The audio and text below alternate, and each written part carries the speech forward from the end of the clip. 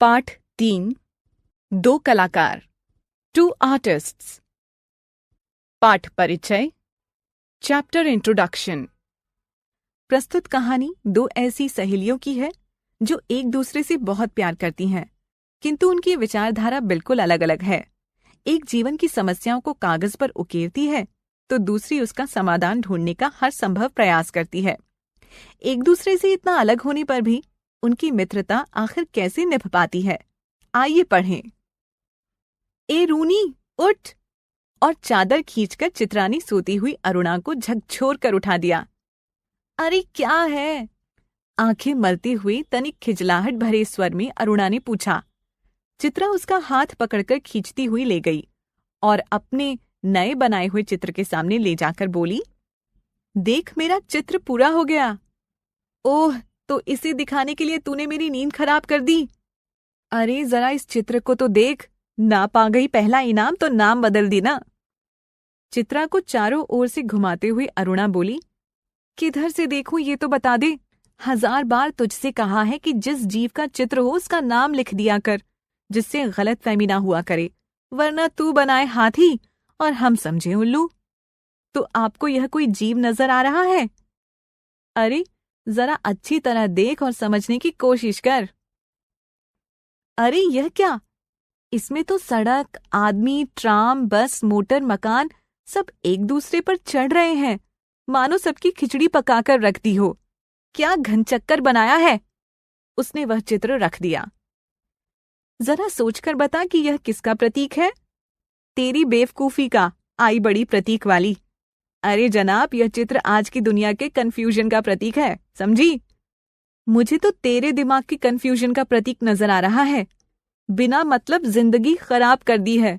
और अरुणा मुंह धोने के लिए बाहर चली गई। लौटी तो देखा 3-4 बच्चे उसके कमरे के दरवाजे पर खड़े उसकी प्रतीक्षा कर रहे हैं। आते ही बोले, दीदी सब बच्चे आकर बैठ गए, चलिए। आ गए सब बच्चे? अच्छा चलो, मैं अभी आई। बच्चे दौड़ पड़े। क्या ये बंदर पाल रखे हैं तूने भी? फिर जरा हंसकर चित्रा बोली, एक दिन तेरी पाठशाला का चित्र बनाना होगा। जरा लोगों को भी दिखाना पड़ेगा कि हमारी एक ऐसी मित्र साहिबा थी जो सारे गरीबों के बच्चों को पढ़ा पढ़ा कर ही अपने आप को भारी समाज सेविका समझती थी। जा जा, सारी दुनिया में जाकर ढिंढोरा पीट दे। गरीब बच्चों को पढ़ाने में बुराई ही क्या है? और पैर में चप्पल डालकर अरुणा बाहर मैदान में चली गई, जहां बिना किसी आयोजन के ही एक छोटी सी पाठशाला बनी हुई थी। रात के 10 बजे थे। सारे हॉस्टल की बत्तियां नियमानुसार बुझ चुकी थीं। ऊपर के एक तल्ले पर अंधेरे में ही खुसर फुसर चल रही थी। तभी हॉस्टल के फाटक में जलती हुई टॉर्च लिए कोई घुसा। अपने कमरे की खिड़की में से झांकते हुए सविता ने कहा, ठाठ तो हॉस्टल में बस अरुणा के ही हैं। रात 9 बजे लौटो, 10 बजे लौटो, कोई बंधन नहीं। हम लोग तो 10 के बाद बत्ती भी नहीं जला सकते। लौट आई अरुणा दी। आज सवेरे से ही वो बड़ी परेशान थी। फुलिया दाई का बच्चा बड़ा बीमार था।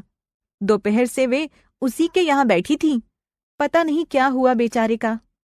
शीला ने ठंडी सांस भरते हुए कहा, तू बड़ी भक्त है अरुणा दी की। उनके जैसे गुण अपना ले तो तेरी भी भक्त हो जाऊंगी। अच्छा अच्छा चल, अपना लेक्चर अपने पास रख। अरुणा अपने कमरे में घुसी तो बहुत ही धीरे से, जिससे चित्रा की नींद खराब ना हो। पर चित्रा जग रही थी। दोपहर से अरुणा बिना खाए पिए बाहर थी। उसे नींद कैसे आती भला? मेस से उसका खाना लाकर मेज पर ढककर रख दिया था। अरुणा के आते ही वह उठ बैठी और पूछा, बड़ी देर लग गई, क्या हुआ रूनी? वह बच्चा नहीं बचा चित्रा, किसी भी तरह उसे नहीं बचा सके। और उसका स्वर किसी गहरे दुख में डूब गया। चित्रा खाना गर्म करने लगी। तभी अरुणा ने कहा, रहने दे चित्रा, मैं खाऊंगी नहीं, मुझे जरा भी भूख नहीं है। और उसकी आंखें फिर छलछला आईं। बहुत ही स्नेह से अरुणा की पीठ थपथपाते हुए चित्रा ने कहा, जो होना था सो हो गया, अब भूखे रहने से क्या होगा, थोड़ा खा ले। नहीं चित्रा, अब रहने दे, बस तू लैंप बुझा दे। उसके बाद 2-3 दिन तक अरुणा बहुत ही उदास रही। लेकिन समय के साथ साथ यह गम भी जाता रहा और सब काम ज्यों का त्यों चलने लगा। अगले दिन अरुणा के कॉलेज से लौटते ही चित्रा बोली, तेरे मनोज की चिट्ठी आई है। कहाँ? तूने तो पढ़ ही ली होगी फाड़कर। चल हट, तुम्हारी चिट्ठियों में रहता ही क्या है जो कोई पढ़े? बड़े बड़े आदर्श की बातें, मानो खत ना हुआ लेक्चर हुआ।